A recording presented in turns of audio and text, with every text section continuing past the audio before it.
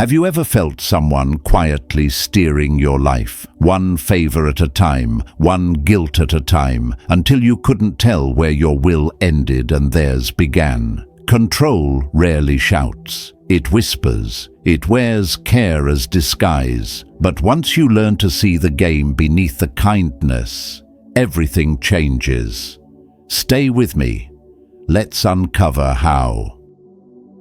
As we step into the first chapter, picture this: a quiet room, two people seated across from each other. One speaks softly, smiling, every word measured like a move on a chessboard. The other listens, unaware that every pause, every compliment, every sigh is part of a design. Control doesn't always look like domination. Sometimes it wears the face of concern. Sometimes it hides behind the phrase, "I just want what's best for you." Now imagine being that listener, sensing something off, but unable to name it. You feel slightly smaller after every conversation, a little more uncertain, a little more dependent. That's how manipulation works. It doesn't chain you, it teaches you to hold the chains yourself. And unless you learn to see the game before you play it, you'll keep dancing to someone else's rhythm, calling it love, loyalty, or duty. The Stoics understood this long before our age of subtle power plays. Marcus Aurelius wrote, "If someone can show me I am mistaken, I will gladly change." What he meant was simple awareness is strength. You cannot be controlled when you are conscious of the mechanism that seeks to control you. The manipulator thrives in the fog of confusion. But the moment you see clearly, the game ends.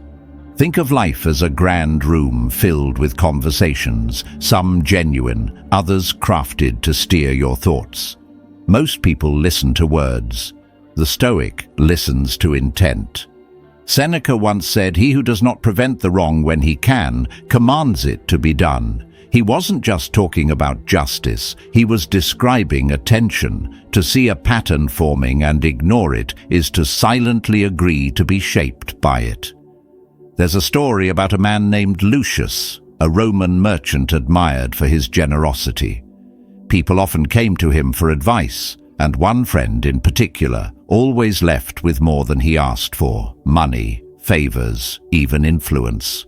Lucius believed he was helping, but over time he noticed his friend's tone change. Gratitude turned into expectation, respect into entitlement. One day, when Lucius refused a request, the friend's mask cracked and rage replaced charm. Only then did Lucius realize the truth. He hadn't been offering kindness, he had been feeding control. The Stoic lesson here is clear: what feels like compassion can sometimes be surrender. To give without discernment is to invite dependency disguised as friendship. Control rarely arrives as force. It begins as influence, then comfort, and finally quiet authority over your emotions. To outsmart control, you must become the watcher of yourself. Ask in silence, why do I feel the need to please? Why do I hesitate to say no? Why do I explain myself to someone who isn't listening? Every answer reveals where the door to your freedom was left open. Epictetus reminded his students, if you want to be invincible, control nothing that is not your own. The manipulator's first move is to make you forget that truth. They make you think their moods are your responsibility, their peace your mission. But a Stoic knows, the moment you take responsibility for another person's emotions, you hand them the keys to your own mind. Control only works when you're asleep. Awareness wakes you up. And once awake, you begin to see the pattern not as personal betrayal, but as human behavior. Some people need control the way others need air. It makes them feel secure. But your task isn't to cure them. It's to remain free. The Stoic path is not about resisting others. It's about mastering perception. The more clearly you see, the less they can distort. So, start watching how people frame their influence. Do they use guilt to pull your empathy? Do they use charm to lower your guard? Do they twist kindness into obligation? Every phrase they use is a mirror, not a weapon. You don't fight mirrors. You learn from them. You see your reflection, where your boundaries waver, and you rebuild them stronger. The next time someone tries to steer your choices with half-truths or emotional debts, pause, observe. Don't rush to react. Let them reveal themselves through their own insistence.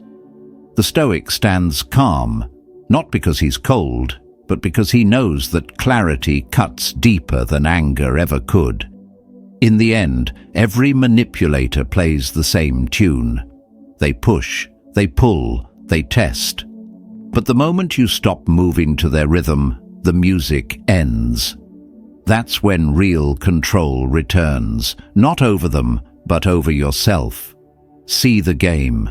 Step back from the board. Watch every move until silence becomes your strategy. Because the one who sees the pattern doesn't just survive it, he transcends it. And from that clarity, a new kind of strength begins to rise. The kind that cannot be bent by persuasion or fear. The kind that prepares you for what comes next. The mastery of your own emotions. The calm they can't touch. That's where we'll go next. Moving into the next chapter, imagine a storm outside, wind screaming against the windows, thunder echoing across the night.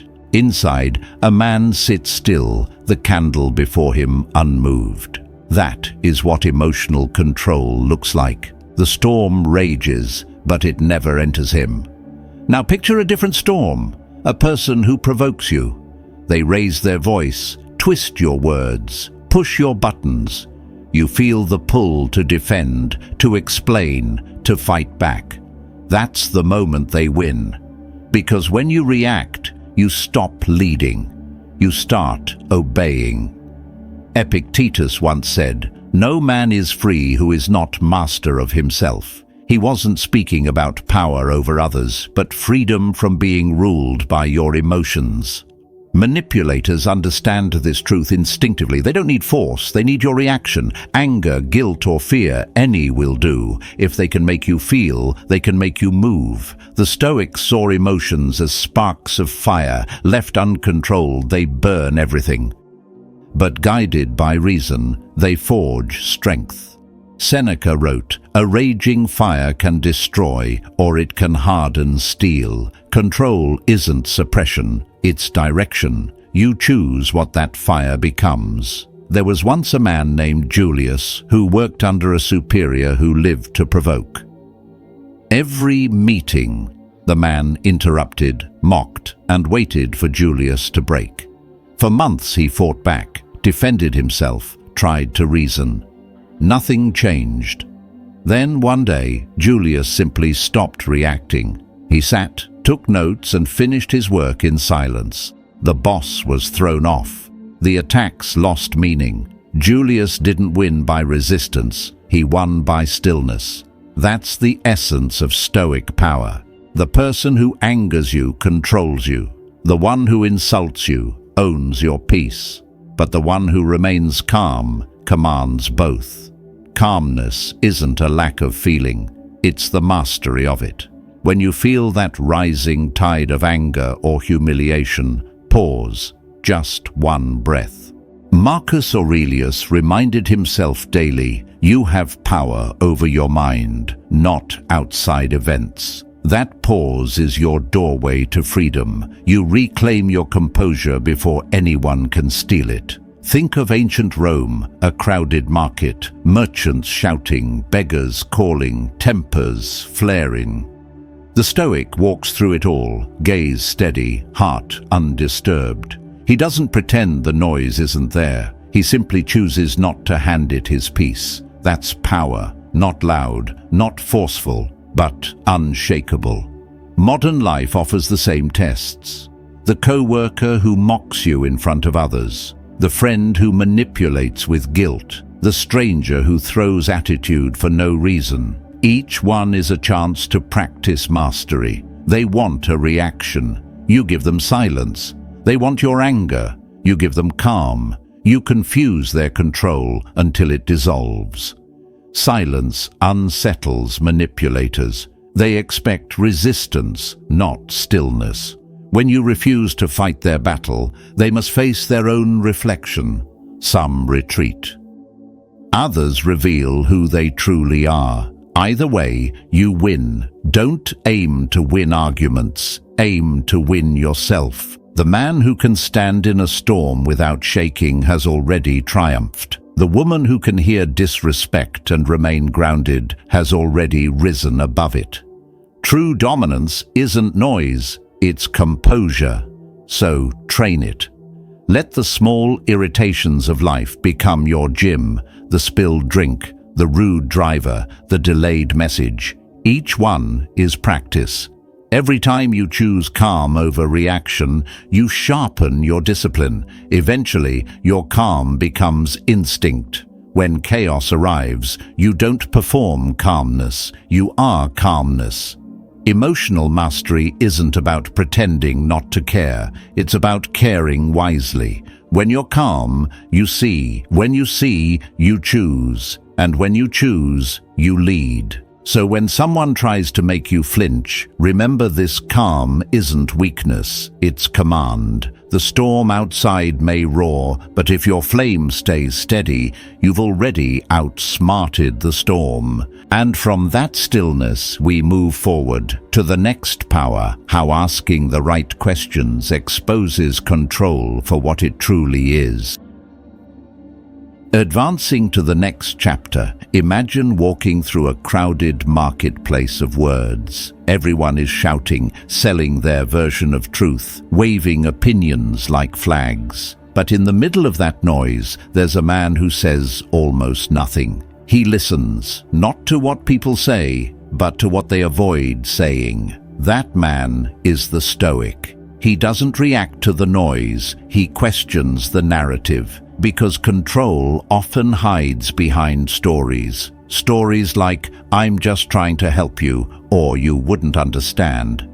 The manipulator's greatest skill isn't shouting, it's shaping perception. They don't force you to obey. They convince you that obedience is wisdom, and if you never question the frame, you become trapped inside it. This is where your true defense begins. Not with anger, not with silence, but with clarity.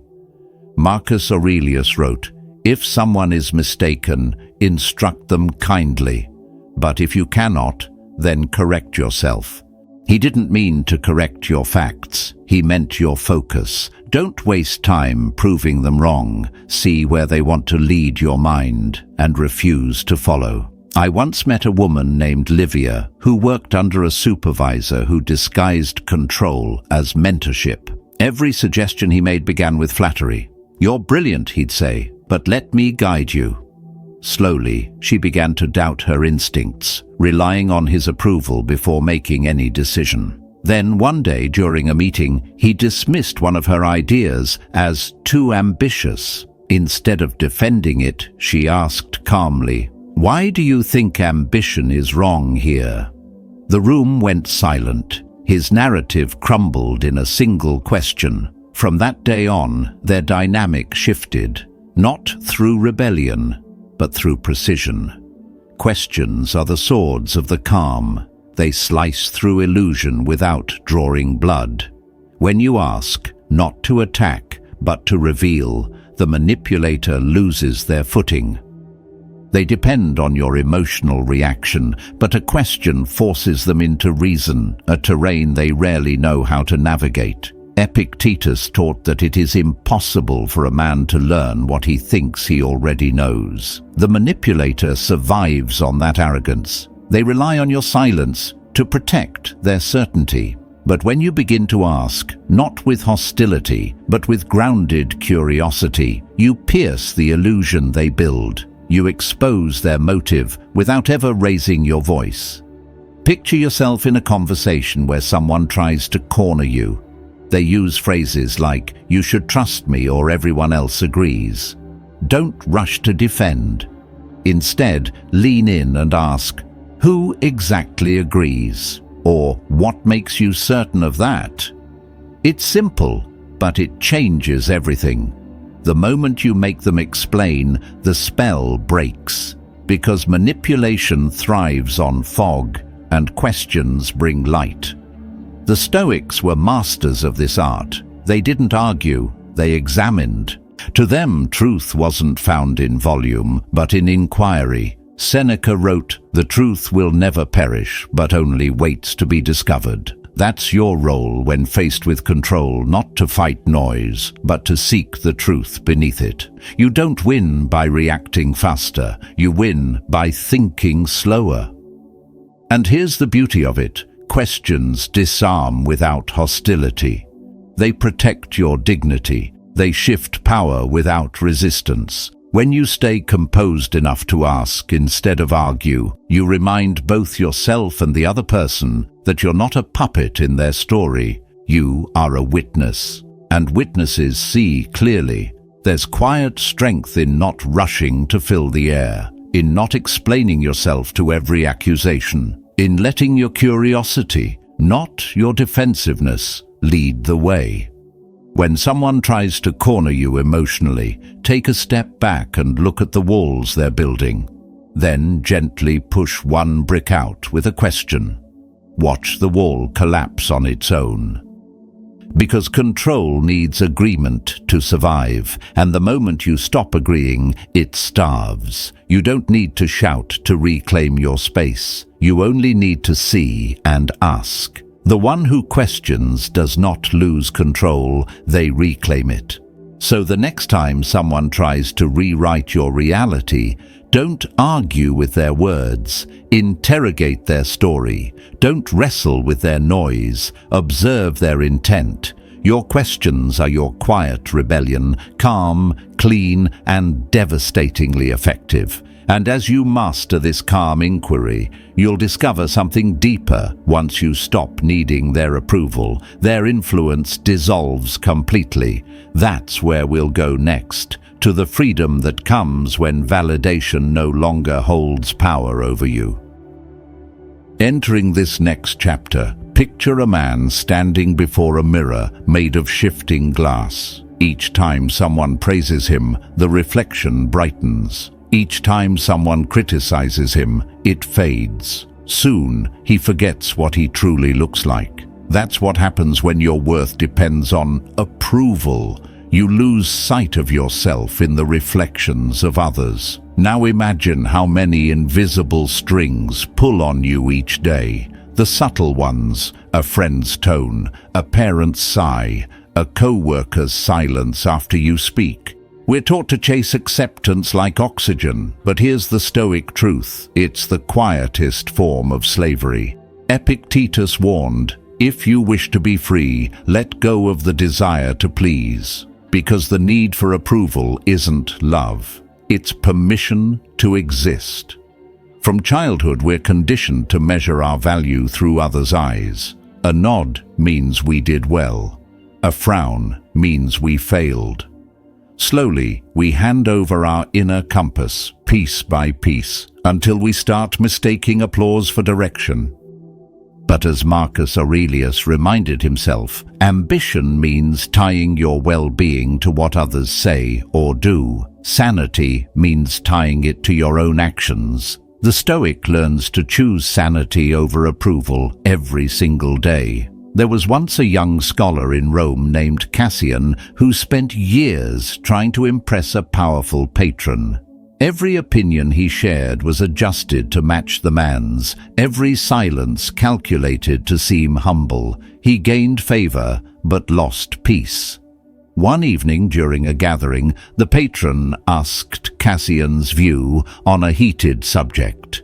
For once, Cassian spoke honestly. The room went quiet. The patron's face hardened. Whispers spread.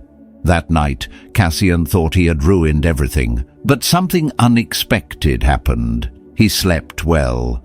For the first time in years, because he had finally traded approval for truth.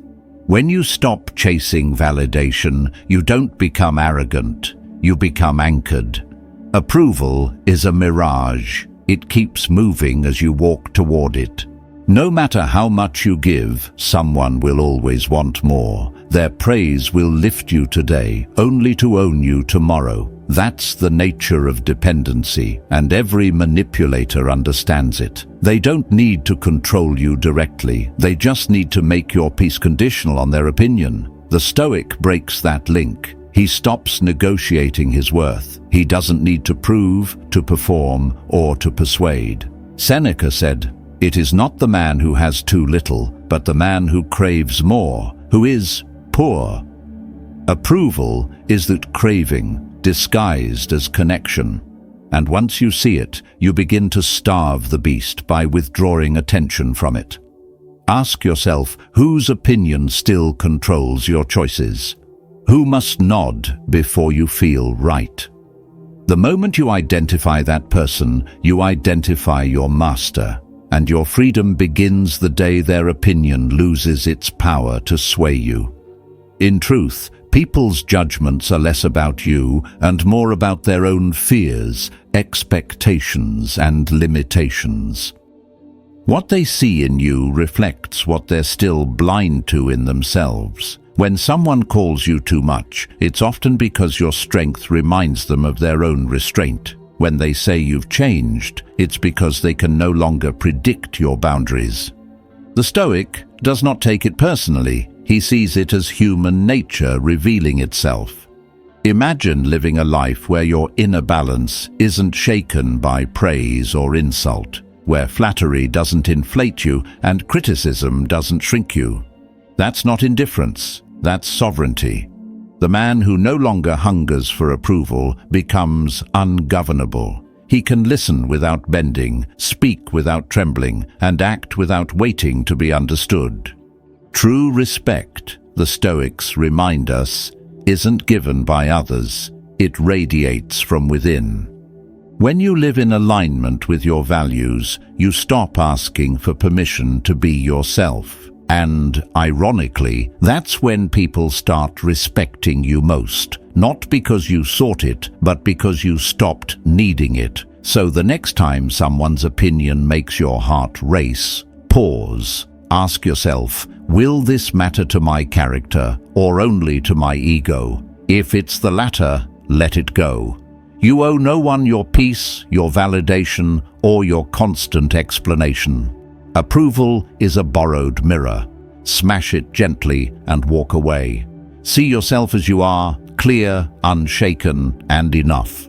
Because once you stop needing their applause, their control ends.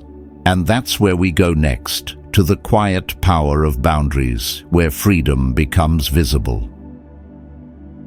At this stage, imagine a fortress at dawn, not built of stone or steel, but of silence. Its walls are invisible, yet impenetrable. People can approach, but only those who come with respect can enter. That fortress is you, once you learn the art of boundaries. Now think of how often people cross invisible lines in your life. They interrupt when you speak, make jokes that cut deep, take your kindness as access. Most people don't mean harm, but some do. And if you have no gates, no guards, no rules, they will keep walking straight into your peace. A Stoic doesn't blame them for entering, he blames himself for leaving the door open. Marcus Aurelius wrote, "Waste no more time arguing about what a good man should be. Be one." The same applies to boundaries. Stop asking how others should treat you. Show them. Not with threats or explanations, but with the calm certainty of one who knows his worth.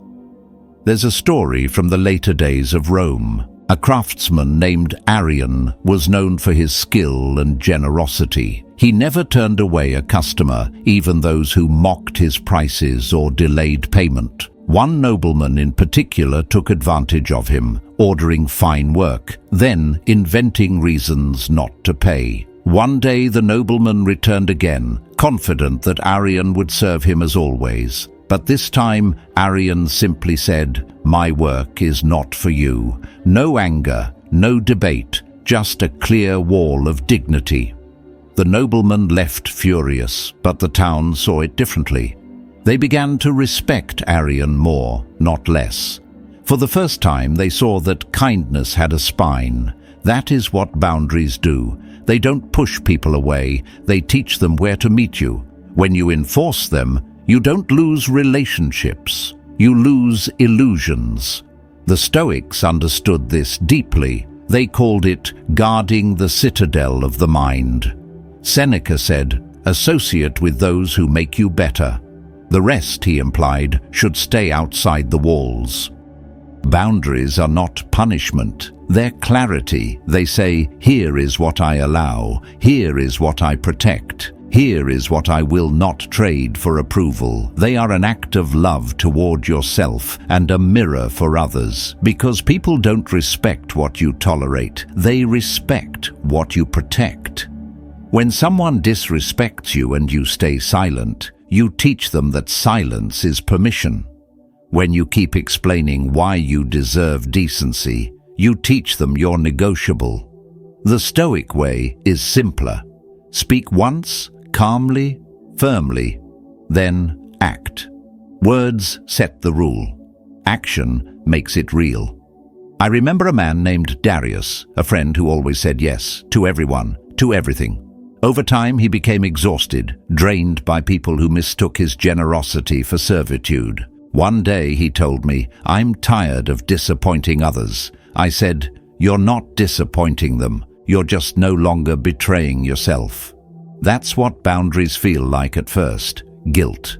But that guilt isn't wrong. It's the echo of freedom returning. When you start setting limits, people will resist. They'll accuse you of changing, of being distant, of not caring. But remember, when you stop serving their comfort, they'll call it defiance. That's the noise of dependency dying. Let it die. Stoicism teaches that power doesn't shout, it stands. A firm boundary said once in peace is louder than 1,000 justifications. When you say no and mean it, you remind the world that your time, your attention, and your energy are sacred. You teach others how to treat you, and in doing so, you teach yourself that you were never weak, just unguarded. So ask yourself, what drains you that you still allow? Who keeps taking without giving? And why do you call it loyalty when it feels like loss? Boundaries are not walls to hide behind. They are bridges with tolls.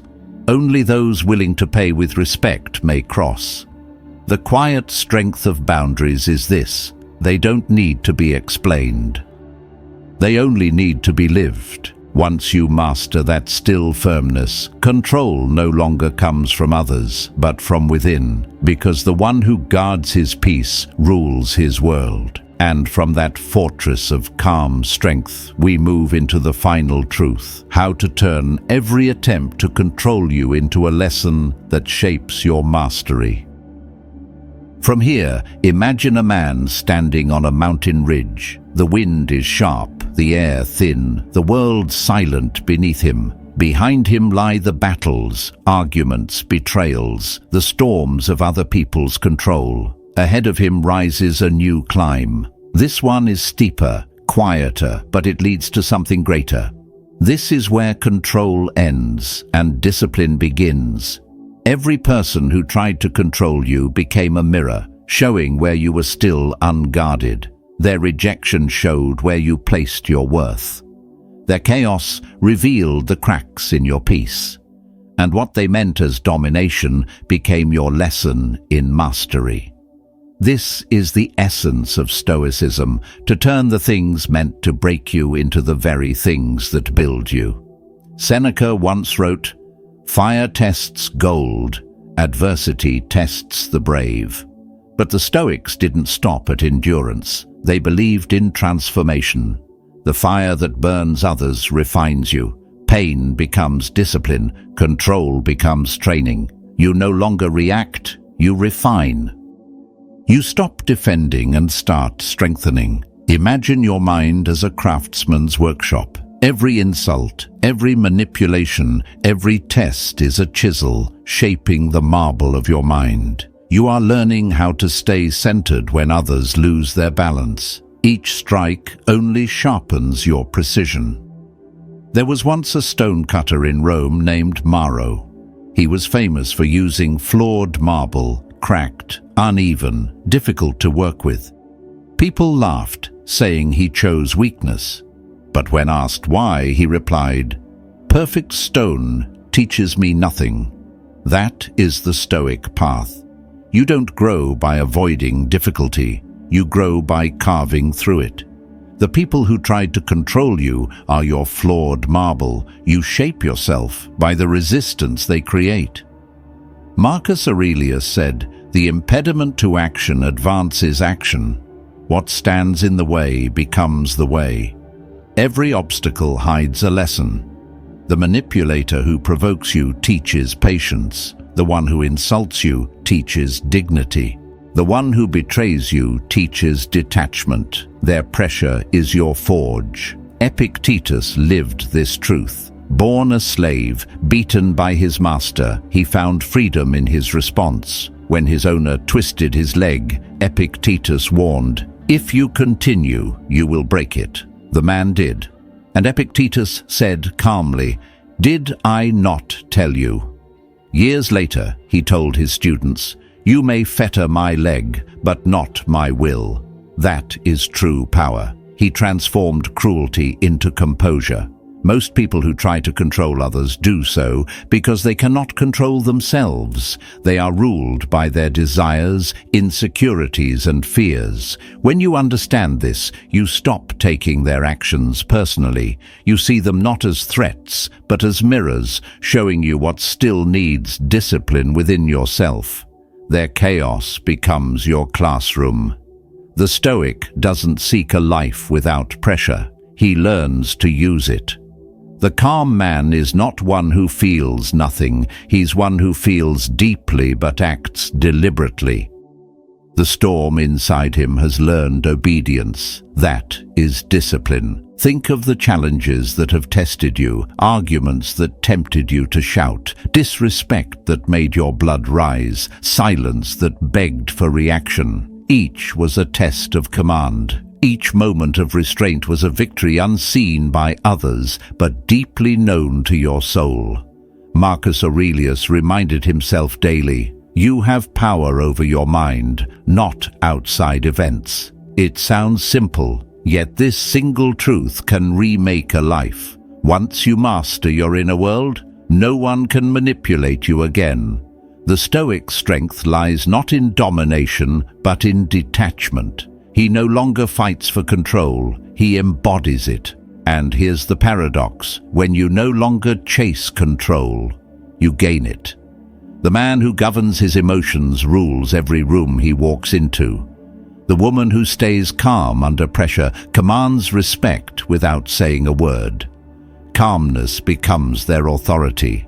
Silence becomes their weapon.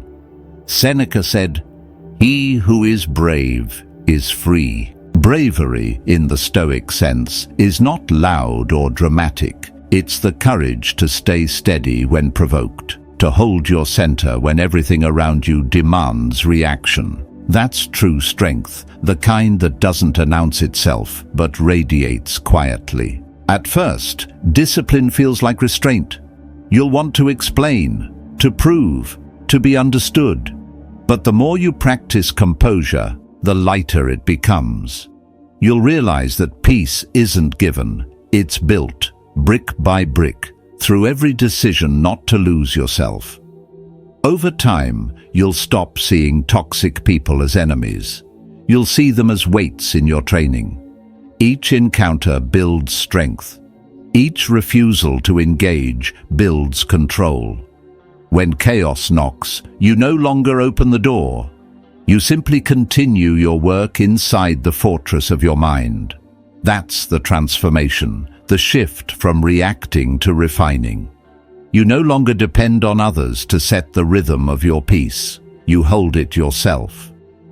The same situations that once drained you now sharpen you. The same words that once wounded now pass through you like wind. The Stoic doesn't flee from pressure. He channels it until strength becomes instinct. Every attempt to pull him down only reveals how high he's risen. So when life tests you again, and it will, remember this: what tries to control you is only offering you practice. You are not here to escape the fire. You are here to master it. Let others play their games. You no longer need to win theirs, because you've already conquered your own. In the end, the greatest control is not over people or events. It's over your perception, your focus, your peace. And once you hold that, no one can take it from you. Because the one who governs himself cannot be governed by anyone else. He doesn't resist life. He refines it. He doesn't avoid the storm. He becomes the calm within it. That's the Stoic way, to rise above control, not by fighting it, but by transforming it into discipline, to walk through fire and come out forged, to meet manipulation with mastery. And when you reach that point, you'll understand something profound. You no longer need to fight for control, because you have become it, unmoved, clear, indestructible, a master not of others, but of yourself. Every attempt to control you has never been about your weakness. It has always been about their fear. Those who cannot lead themselves will always try to lead others. But once you see through the illusion, their power fades like smoke in the wind. Awareness turns the game in your favor. What once felt like control becomes a mirror reflecting your own strength. The Stoics taught that true freedom begins where reaction ends. You cannot stop others from trying to manipulate, provoke, or sway you. But you can decide what reaches your mind, and once your mind is your own, no one can truly move you. The person who provokes you commands you. The one who stays calm leads. The moment you stop explaining, defending, or proving yourself, you step out of their grip. What they use to control you becomes your training ground. Remember this: calmness is not silence born of fear. It is the stillness of someone who understands their worth. The calm person is not empty. They are full of awareness. They see everything but choose what deserves their response. That is where strength lives, not in aggression, but in restraint. And once you master that, manipulation loses its weight. Because control only thrives where chaos is welcomed. Carry this wisdom into your days. When someone tries to twist your words or question your peace, stand firm. You do not need to convince them. You only need to remain clear within yourself. The Stoics called this self-command, and it is the foundation of freedom. Each time you hold your center, the chains that once bound you fall away. If this message found you at the right time, take a moment to subscribe and continue walking this path of clarity and strength. Every reflection you hear will bring you closer to the calm no one can steal. Before you go, write "Stay aware" in the comments to remind yourself that freedom begins with seeing clearly. Walk forward with quiet strength, steady mind, and open heart. The next step in your journey begins where awareness turns into mastery.